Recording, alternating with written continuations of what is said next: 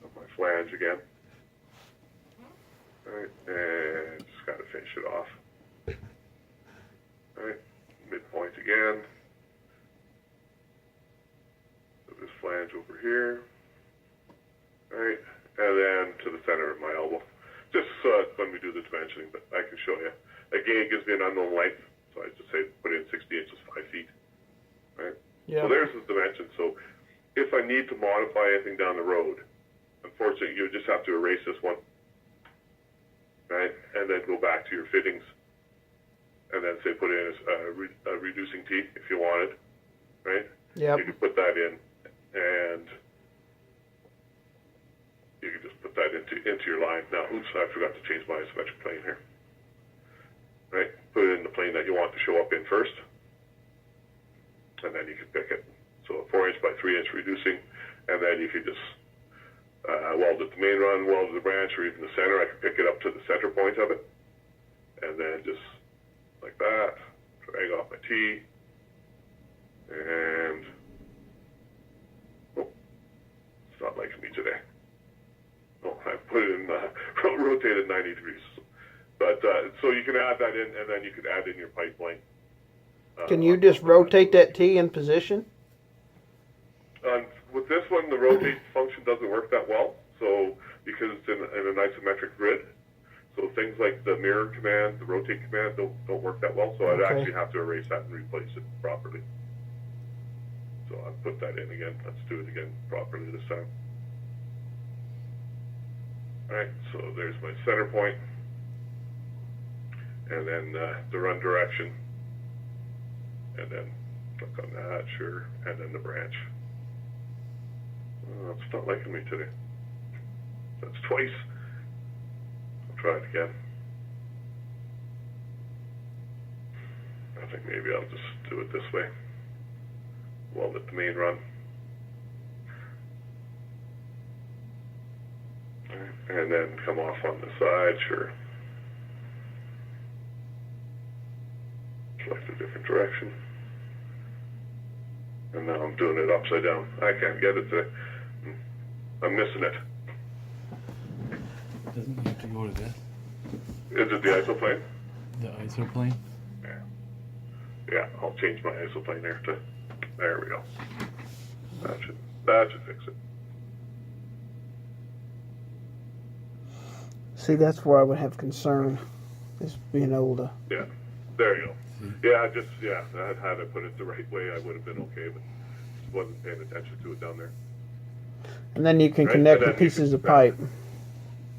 Yeah, and then it would just be adding the piece of pipe back in there. Yeah, yeah, exactly. Right. So you go to center on the pipe. Right. So all that sort of stuff, you know, you can modify them, and unfortunately for me, I just made two blunders, but.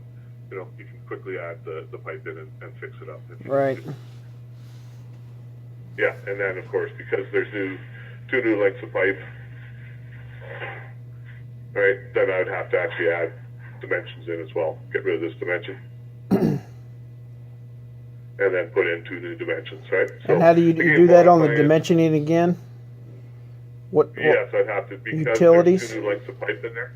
Okay. Yeah, I'd have to go back to that utility and redo the isometric dimension. Okay. Yeah, so I'd have to go in. Yeah, so it takes a little bit to do modifications to it, but again, not too bad, right? It's no, it's definitely doable. It's learning the software and being able to navigate it, I guess, would, you know. That's right. Yeah, exactly. So I'll just put in a couple dimensions. So I'll just continue down to just to finish it off, so I can show you what happens with the bill of materials. So down to the center, and then like that, and I'll put say 48 inches in there. So you know you can definitely go in and show it. So there's the dimensions put back in. Right? Mm-hmm. You could come off of this string. You can do add on as much as you need to, right, as far as the ISO is concerned. Yep. Yeah. And then for the bill of materials, just to kind of give you a shot of how that works. There's a little bill of material tab down at the bottom. You can go in to the bill of material. It'll ask you when you create it, so you can do it for a whole set of drawings, right, or just this particular drawing. Right. So I'll just do this drawing. It'll ask you can actually filter out the line number. So if I had 2 different lines Not Cool. normally you have more than, you might have a couple connections. So if you have 2 or 3 line numbers, you can actually tell it, I only want the 4-inch PL103 line. Now, can you make like that T continue to another ISO? Could you type in there continue to ISO whatever ABC? Yes. Okay. Yeah, I can show you that after too. There's just some text over here on the side here. Awesome. There's some text that you can just add in, say, C drawing, blah, blah, blah. Yep. Right? And then C drawing this for continuation. Yeah. So I'll just finish up with this one. So with the bill of materials, Jackie was saying, in that bill of material manager, you can actually set what it's going to look like. Well, we give you the 2 standards, the cut length and standard one come with it, and then you can insert it into the drawing.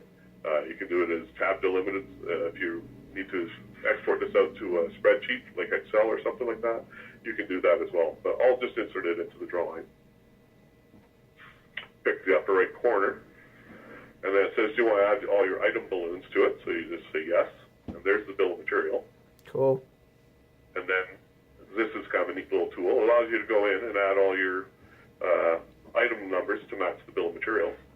So it will automatically zoom up and give you, I'm not zooming or doing anything, I'm just kind of picking where I want my balloons to show up, and it's automatically moving to each next component. So when I hit a flange that has gaskets and bolts attached, I can actually snap to the quadrants. Right, can go like that, and then over here for my valve, for the other flange, maybe it's getting crowded in there, so I can put the 3 sideways, snap into the quadrants, right, put that one over there, this flange. And you're not doing nothing, it's automatically going to the next one. You betcha, yeah, so it zooms out, zooms in, zooms out, zooms in, and just finds each item on the list, and then it adds everything in. So once it's done, Cool. take a look. I can show you. So 784 were the flange, the gasket, and the bolts. So if you go over to the bill of material, and I'll zoom up on it. Item 7 is the gasket. Number 8 is the bolts. Right. Number 4 was the flange. So all this information here comes from that spec. Okay. Right. So Yep. whatever you have in your spec then gets put onto the actual bill of materials. Now, can you do like a print preview on this thing where it would show how basically the whole print preview? Oh yes, like for plotting and printing. Yep. You bet. Yeah. I can just go to the plot command. That's right. So you betcha, and then you can actually just go in. I'll set it to my little printer here I've got in the office. You can set the size you want. I can just open this up. It's set at. I can set this to just monochrome black and white. Center this thing, right? So you can play around with it all you want, and I'll set it to set the limits, and then do a preview. And it shows me what it's going to look like. Very nice. So if you do 11 by 17, if you guys have 11 by 17 printer, right, it'll bang just like that. Yep. Yeah, and that's an AutoCAD